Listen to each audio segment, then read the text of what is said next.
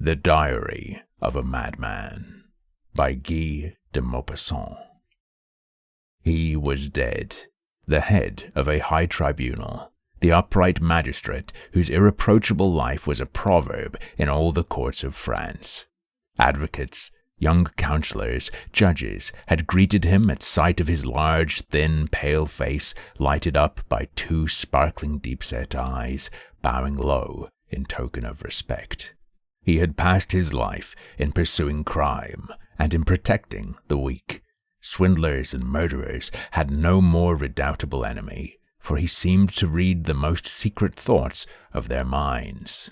He was dead now, at the age of 82, honored by the homage and followed by the regrets of a whole people. Soldiers in red trousers had escorted him to the tomb, and men in white cravats had spoken words and shed tears that seemed to be sincere beside his grave. But here is the strange paper found by the dismayed notary in the desk where he had kept the records of great criminals. It was entitled, "Why? 20th June, 1851. I have just left court. I have condemned Blondel to death. Now, why did this man kill his 5 children? Frequently, one meets with people to whom the destruction of life is a pleasure.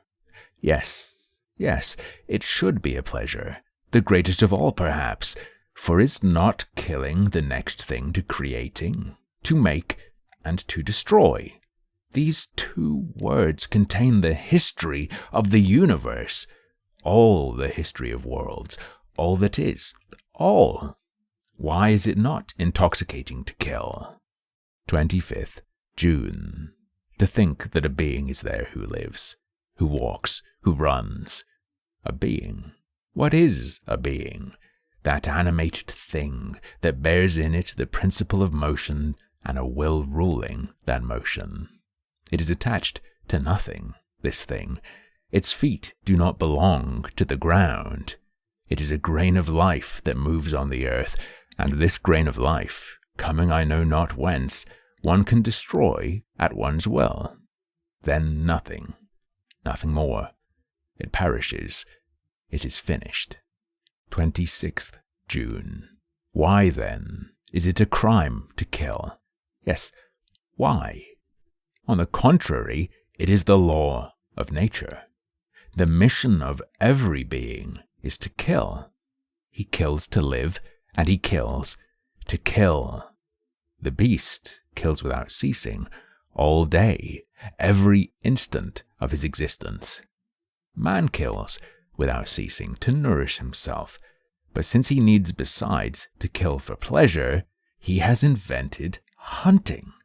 The child kills the insects he finds, the little birds, all the little animals that come in his way.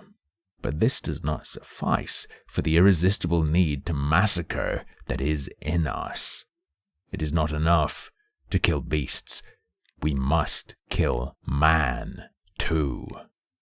Long ago, this need was satisfied by human sacrifices. Now the requirements of social life have made murder a crime.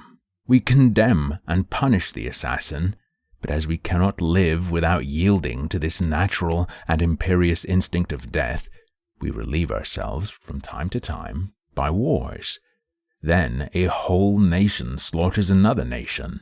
It is a feast of blood, a feast that maddens armies and that intoxicates civilians, women, and children who read, by lamplight at night, the feverish story of massacre. One might suppose that those destined to accomplish these butcheries of men would be despised. No, they are loaded with honors. They are clad in gold and in resplendent garments. They wear plumes on their heads and ornaments on their breasts, and they are given crosses, rewards, titles of every kind. They are proud, respected, loved by women, cheered by the crowd, solely because their mission is to shed human blood. They drag through the streets their instruments of death, that the passer-by, clad in black, looks on with envy.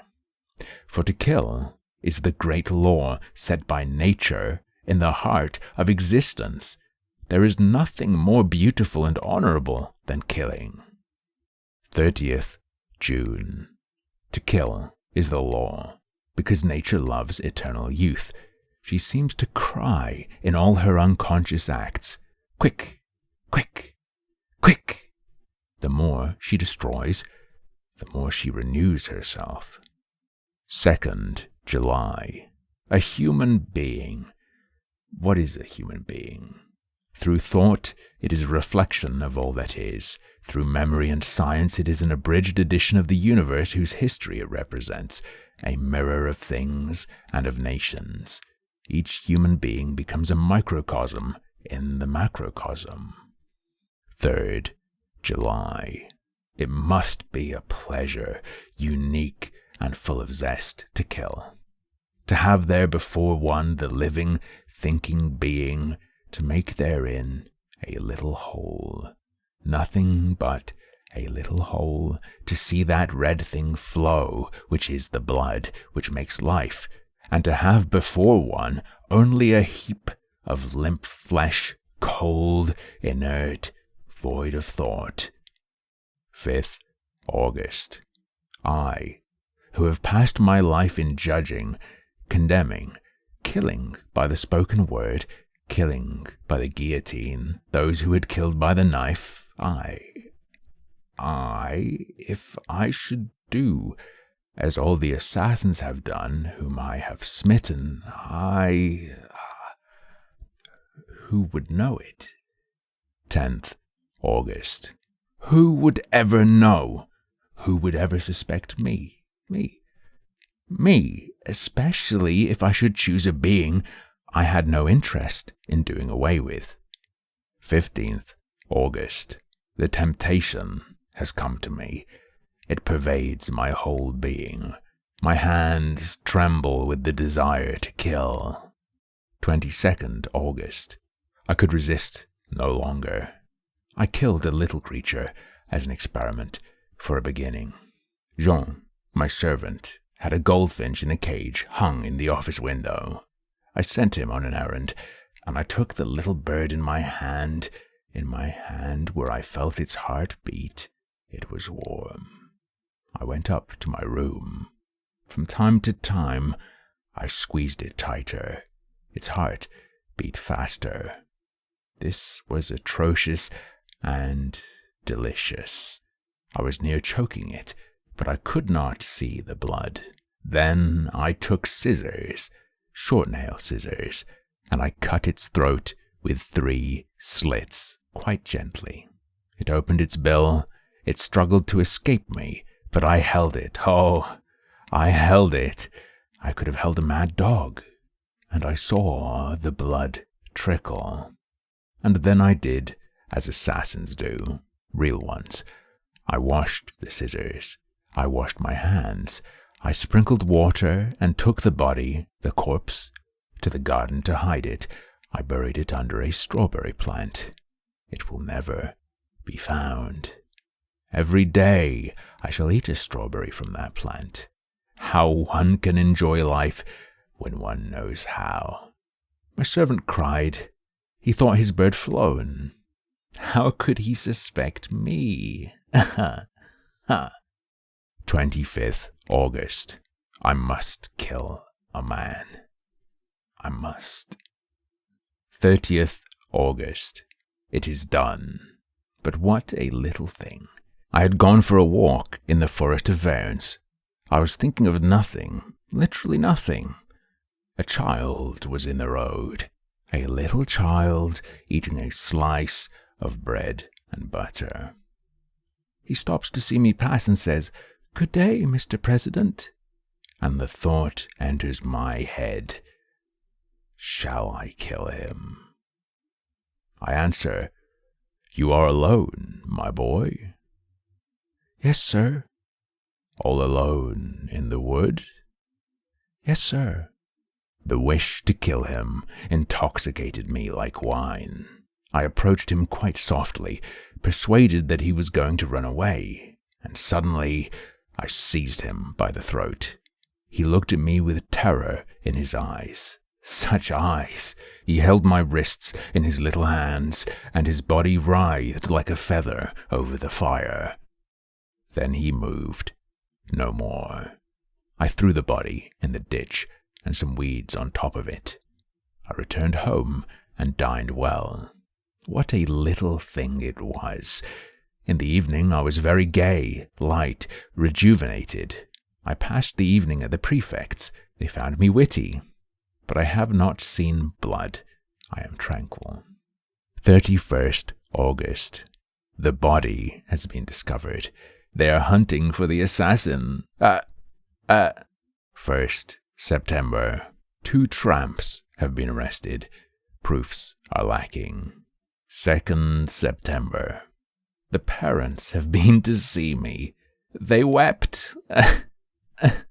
6th October. Nothing has been discovered. Some strolling vagabond must have done the deed. If I had seen the blood flow, it seems to me I should be tranquil now. The desire to kill is in my blood. It is like the passion of youth at 20. 20th October. Yet another. I was walking by the river after breakfast, and I saw, under a willow, a fisherman asleep. It was noon. A spade was standing in a potato field nearby, as if expressly for me. I took it. I returned. I raised it like a club, and with one blow of the edge, I cleft the fisherman's head. Oh, he bled, this one. Rose-colored blood. It flowed into the water quite gently, and I went away with a grave step. If I had been seen, I should have made an excellent assassin. 25th October. The affair of the fisherman makes a great stir. His nephew, who fished with him, is charged with the murder. 26th October. The examining magistrate affirms that the nephew is guilty. Everybody in town believes it. 27th October. The nephew makes a very poor witness. He had gone to the village to buy bread and cheese, he declared. He swore that his uncle had been killed in his absence. Who would believe him? 28th October. The nephew has all but confessed they have badgered him so. Justice! 15th November. There are overwhelming proofs against the nephew, who was his uncle's heir. I shall preside at the sessions. 25th January. To death, to death, to death. I have had him condemned to death. The Advocate General spoke like an angel. Yet another. I shall go to see him executed. 10th March. It is done. They guillotined him this morning. He died very well, very well. That gave me pleasure. How fine it is to see a man's head cut off. Now, I shall wait. I can wait. It would take such a little thing to let myself be caught. The manuscript contained yet other pages, but without relating any new crime. Alienist physicians to whom the awful story has been submitted declare that there are in the world many undiscovered madmen as adroit and as much to be feared as this monstrous lunatic.